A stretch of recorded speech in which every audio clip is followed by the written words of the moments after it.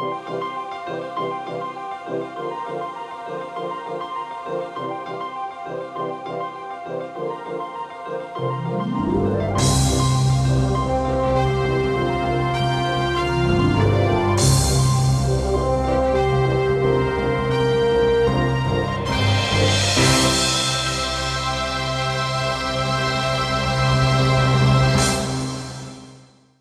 evening and welcome to the rest of the news. We have a tremendous program for you this evening. Our special guest is Rick Howland, and we want to talk a little bit about this election. So, Rick, here's some data here about the U.S. Senate and the U.S. House. I'm the happiest loser.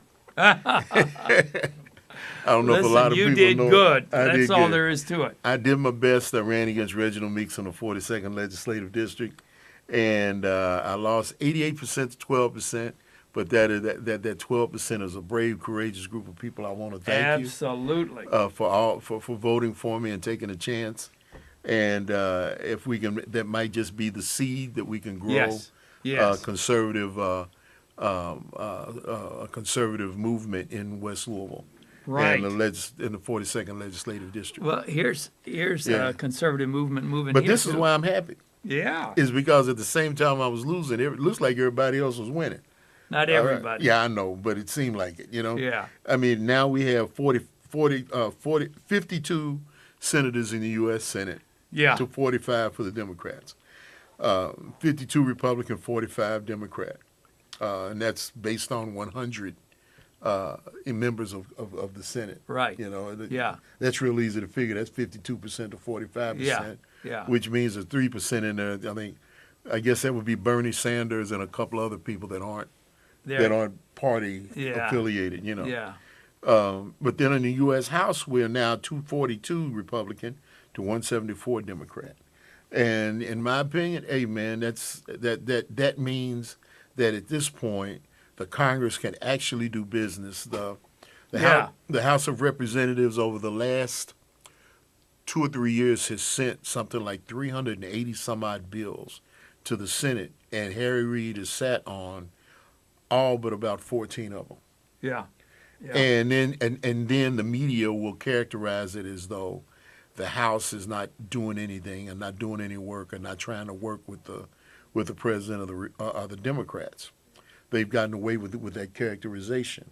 Well, at this point, I think a lot of people have finally woken up to that deception. Exactly. And the voters have taken it out of the hands of Harry Reid. So at this point now, the agenda for each bill has to be subject to the perusal of Mitch McConnell, not Harry Reid. Right. And that's a completely different animal.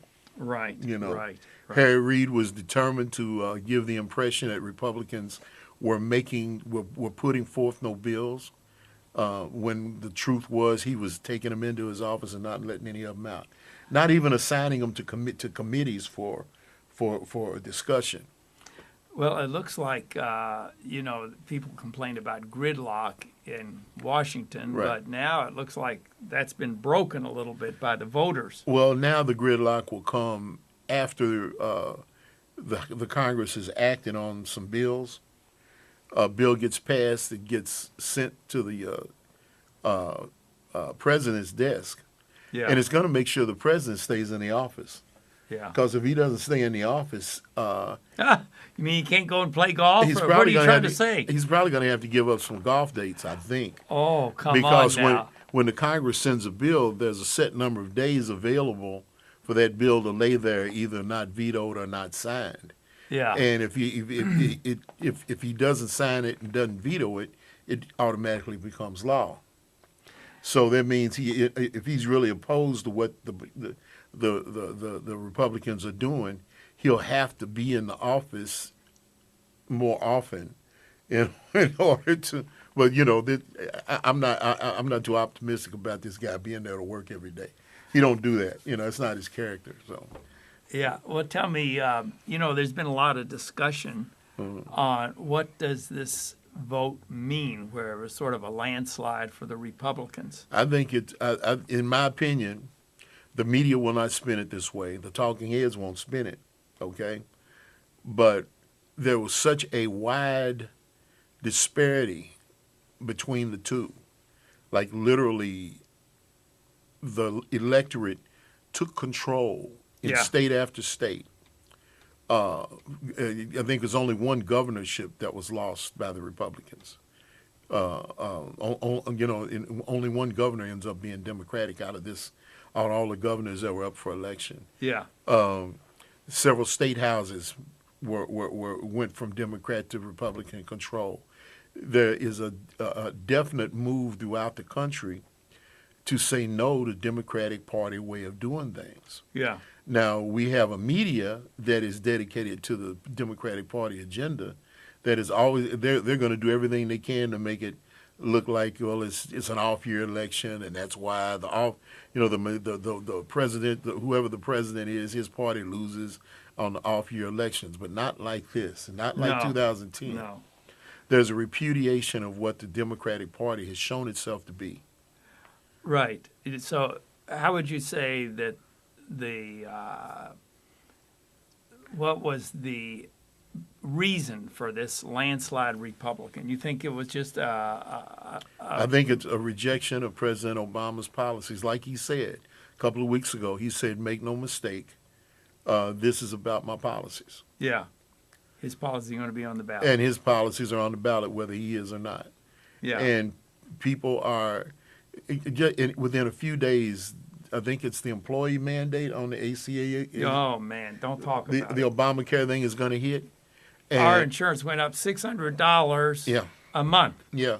All of a sudden, there's going to be families that are going to get hit with this, Yeah. with that ripple.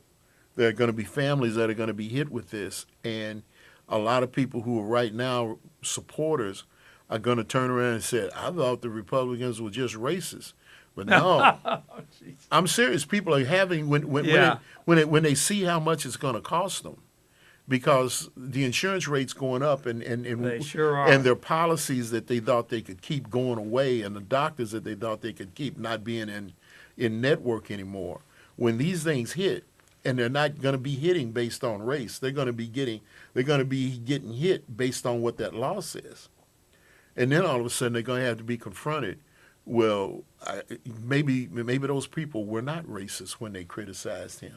Yeah. Maybe they just knew stuff that I didn't know. Right. You know. Well, do you think that this idea Bottom breaking line. forth onto the knowledge of the voters, do you think that had some effect that people say, hey, I think people are beginning to open their minds and open their hearts and beginning to consider and stop looking at the complexion yeah, of the individuals with the conservative ideas and are beginning to listen, because what we have been trying and what we've been trusting in and the solutions that have been brought to West Louisville since the mid 60s, since the poverty programs began, late 60s, like 68, 69. All of those solutions that we were recruited to trust in and believe in have led to a larger percentage of our young men being involved in the legal system. The educational gaps have spread immensely. yeah, Since then, with all the opportunity and all the quote unquote opportunity and all the elements of the poverty programs that were supposed to break forth and really set us free, they have done just the opposite. They've undermined the family. There's enmity. There's a very strong enmity between members of families now, men versus women. Feminism has destroyed the American culture as far as the American family is concerned, and that crosses all demographic lines. But it's been especially negatively affecting African American families. And when people look, they say, "Well, man, it's just all the policies. We can talk about it in the barbershop." And guys will be saying, "Yeah, man, they pay our women not to have us around." yeah, That type of thing. yeah, And then and they're beginning to get to the idea that, especially when you have a few guys like me in there willing to say, "Yeah, and those are Democratic Party policies." So how's that working for you? That used to be those questions would just be laid out there in the air and just hang there and drop to the floor because Republicans hadn't come to town. But in West Louisville, the Republicans have come to town, Right. and they're not running away from having hard or heavy conversations, and they're not running away from being accused of not being interested in the black community for so long. They're willing to admit, yeah, we neglected the black community, and because we didn't think we were welcome, so we just haven't come for a while. That's a two-way street. We made them feel unwelcome. They felt unwelcome, and consequently, we felt unwelcome in Republican Party circles, so we stayed away as well.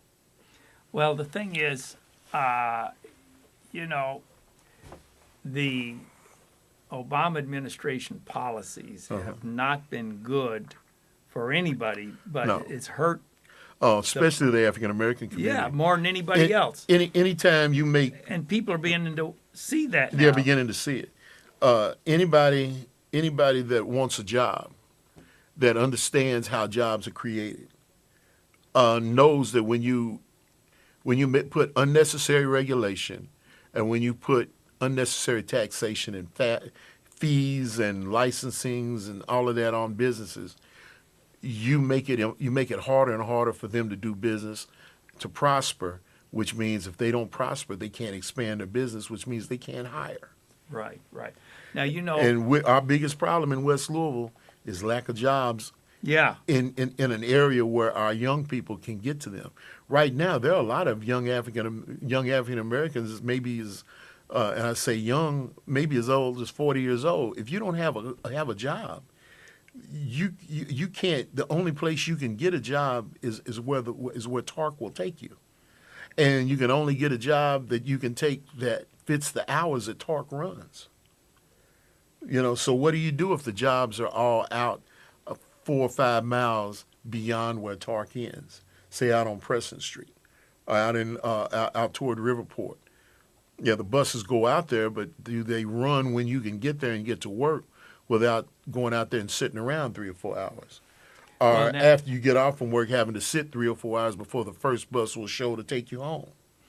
Now, you know that other video with the 3 black men from Chicago? 4 guys. Was it 4? Yeah, Rebel Pundit. Rebel Pundit. Now, what do you think effect that had? Rebel Pundit is excellent. Rebel Pundit is 4 guys.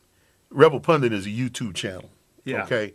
And on that channel, they have these 4 guys, and I forget the name of the title of their work, but it's a short documentary about 5 minutes long, and it talks about the damage, their understanding of the damage to the black community in their lives in Chicago, and they're from Chicago, talking in Chicago. However, one of them does discuss Detroit. Yeah. And talking about, the Democratic Party politics and the Democratic Party way of doing things in minority areas is basically keeping the black vote captive. Yeah. And in Chicago, it's been building for quite a while. About 2 years ago, there was a town hall meeting that was held by Al Sharpton, and it took with a lot of Democratic leadership in a church, I think, on the south side of Chicago. And they were surprised and got blown away at the number of people that came in there and cut down on the Democratic Party and President Obama. No kidding. Yeah, and it was African Americans saying, "Look," I remember there was one old man in a wheelchair that actually complimented the Tea Party.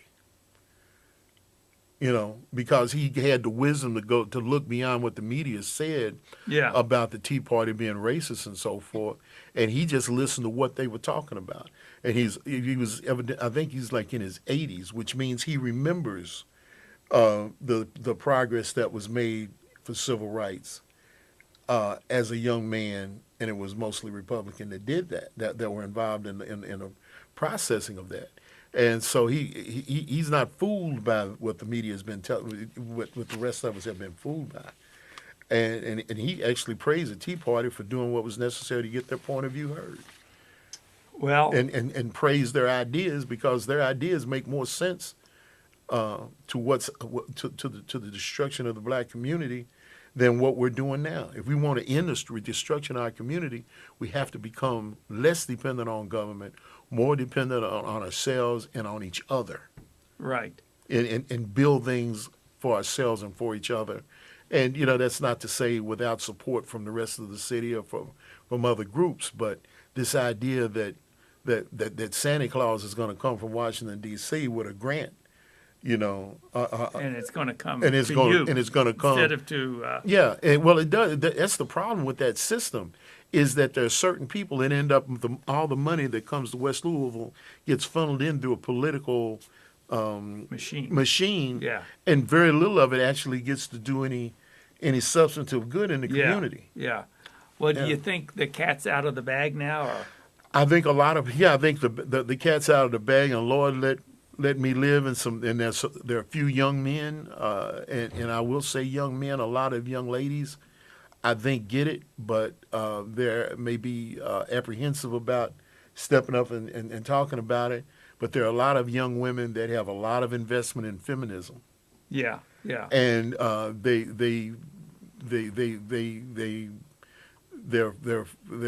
don't. I don't think they know exactly what it is they're afraid of losing on the feminist tip, but they've been convinced that women, there's a war on women that somehow. Yeah. And I think there will be more African American women who will step forward as well. But right now, there are more and more African American men who are looking at this thing, and they're looking at it kind of cold, like these young men from the Rebel Pundit. Yeah. That we were talking about on YouTube. Well, let me, what you're talking about there of feminism, that's in the agenda video, is a major part of that, a video. And Friedan is the Betty one Friedan. Betty Friedan. She started a lot of that. She was one of them, yeah. And she was working for the Communist Party. Yeah. And it's all documented in that video. And if any of our viewers would like a copy of that video, just call us right now at 893-2444. Right. 893-2444, and we'll send you a free copy of that video. And it's very enlightening. Right. So call that same number, 893-2444, right now, and we'll try to get you a copy of this. Rebel Pundit Yeah, video. it's kind of an atomic bomb. Yeah. And these guys, some of these guys are they're street guys. Yeah. And these are not the kind of guys that are afraid to face death. Okay? And they're definitely not afraid of a camera. Yeah. And they stand flat-footed and just say it. Unbelievable. Now, Brother Stevenson put that on his program, didn't he? Did that have a response, or what happened? Yeah, it wasn't. He talked about it. I don't think he played any segments of it. Okay. But I do know on the Saturday Morning Solution program on WLOView. Yeah, what happened? They did play some of it. They did? Last Saturday morning, yeah. Okay. And they talked about it a little bit, the Rebel Pundit video. Really? Were they for it or against it? Or they discussed it. And you have a lot of African Americans who are defensive about any criticism of the Democratic Party at all. Yeah. So they stand, they stand ready to run into the fray. But what those guys were saying is true, and more people are willing to look at Democrats when they come up asking for the vote, saying, "Look, Doc, you can't depend on me like you used to, because I ain't never been able to depend on you." Now, the third blockbuster video is the one that of the state representative, the black state senator in Louisiana. Right. You know who I'm talking about? Mr. Guillory. Yeah, that sounds. Yeah, like he's got a great one as well. And, now he is fantastic. Yeah, he's an excellent speaker. He's a good. He's the documentary voice of it. Yeah. And I think he may be the driving force behind it, talking about reasons why African Americans need to look in another direction. And he made headlines about a year and a half, 2 years ago, leaving the Democrat Party Oh, that's right. and becoming Yeah, a yeah. Republican as a sitting member of the legislature in Louisiana. Okay, here's the $6,400 question. Yeah. Do you think that this landslide for traditional values that occurred on November 4th is going to trigger a revival? I don't know about a triggering revival, and I'm not sure if it's a landslide for traditional values. Traditional values, people ain't been really stepping up defending their traditional values. You know, like a lot of people, you've got a article here about undeniable. What is it? Oh, yeah. Uh, This a is, survey of hostility to religion in America. yeah. Now, Right. this is just an executive summary in the Right. beginning of this book. So many Christians, when I attempt to talk to them about the secular Attack? attacks, Yeah. the secular, secularly driven attacks Yeah. against the church and First Amendment rights of Christians nationwide, and things that have happened, especially during this last administration, even to chaplains in the military, Yeah, not yeah. being able to pray in the name of Jesus Christ and such things. They're saying, well, you know, we're not real. There's no, we're not being persecuted. Yeah, just because they're not coming down, they're not ISIS, and they're not crucifying you on telephone poles yet. No, but I mean, the thing is, they're trying to shut you up first. And I've mentioned to a lot of pastors, to a lot of people, about the mayor in Houston Oh, yeah. who's attempted to subpoena the sermons of 4 or 5 Christian ministers because they were outspokenly objecting to an ordinance that she had gotten passed back in June, and they were attempting to get a referendum to knock that ordinance down, and she was opposing their petitions and so forth. And they ended up in court. Well, she gets in court. She's really gonna get bad now.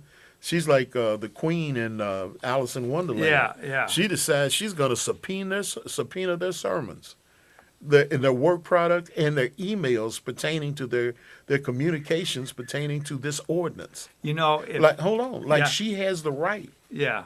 She has the Unbelievable. right to Unbelievable. peruse the sermons and the work and the work product that a body of Christians has among themselves to worship their God according to their conscience, when the Constitution says Congress shall make no law, and that's been expanded to mean government. Congress shall make no law respecting the establishment of a religion or restricting the free exercise thereof. You know, she wants to establish a new religion by getting in there and telling them what they can and what they can't do. And she wants to have the right to peruse their sermons. Help me, Jesus. Glory. I'm about to wax eloquent on you guys. Pray for me. Go That's ahead, right. Doc. I've cut you off 3 times. You know, we were talking about this. This is a survey of hostility to religion in Right. America. And we'll send you a copy of this, too. It's about 15 pages, maybe. Mm-hmm. And call that same number, 893-2444. It's all about the public schools. You know, the thing is, the anti-Christian people took prayer and the 10 Commandments out of the public schools and put in their religion, which is secular. The idea that because you don't mention God, therefore that is neutral, is fallacy. Absolutely. Because if the only environment where there can literally be freedom of religion is when everybody is free to express themselves or not express themselves as they choose. When you get to when you start trying to show that freedom of religion is where nobody can speak about their religion, that is not freedom of religion. That's not freedom of speech. That's not freedom of thought. Okay, a secular humanist position on God is a religious position right on. Absolutely. When- And the thing is, they are taxing us to pay for their religion. To pay for their religion being in the public schools. being established Yeah. in the in the government marketplace, in the political marketplace. And the other thing is, you say, well, what difference does it make? Well, we never had a drug problem until they took God out of the public schools. We had good schools until they took God out of the public schools. Yep. We had the sexually transmitted diseases has gone through the roof. Oh, it's skyrocketing. Okay, and the crime rate has gone through the roof. Yeah. So there have a lot of consequences to the fact that they kick God out of our public schools and make the Christians pay for it. There's a wisdom from below that gives them that looks at it and says, prayer that's just something that people do. It doesn't really affect anything in the real world. Well, that's wisdom from below. Yeah. Okay? The wisdom from above, the wisdom that Christians have a tendency to seek, is the wisdom that says that when you ask God to come into a situation, He will make it better. Right. Okay, the wisdom from below says not that you should necessarily pray to the opposite of God, but if they're perfectly satisfied that if they can convince you to ignore God altogether, that what that does is effectively the same thing. That's just as in opposition to God as if they were saying, well, we want to worship Satan. The fact that they want to shut you down from worshiping at all is even more dangerous. Right. It's like love. The opposite of love is not hate. The opposite of love is not caring at all. Apathy. Okay. You know? Let me just mention this too. Now, this is a flyer for the Kentucky Doctors for Life banquet that comes out every year. Mm-hmm. This year it's going to be on Saturday, November 22nd at the Fern Valley Conference Center. There's an outstanding lady who's going to be talking about the relative risk of abortion versus childbirth. And so we'll send you this information too if you call that same number, 893-2444. Yeah, and I want to invite everybody to listen to the Values Coalition program. Yes. On WLLV, that's 1240 on the AM dial, Monday through Friday at 10:30 to 11:30. Monday through Friday. Pastor Stevenson and I co-host the program. And on Sunday nights, listen to the the Black Heart Conservative. That's me. I am the Black Heart Conservative on 970 WGTK on the AM dial at 7 p.m. on Sunday evenings. Boy, we're all out of time. Thanks a lot, Rick Howland. All right. And tune again next week for the rest of the news.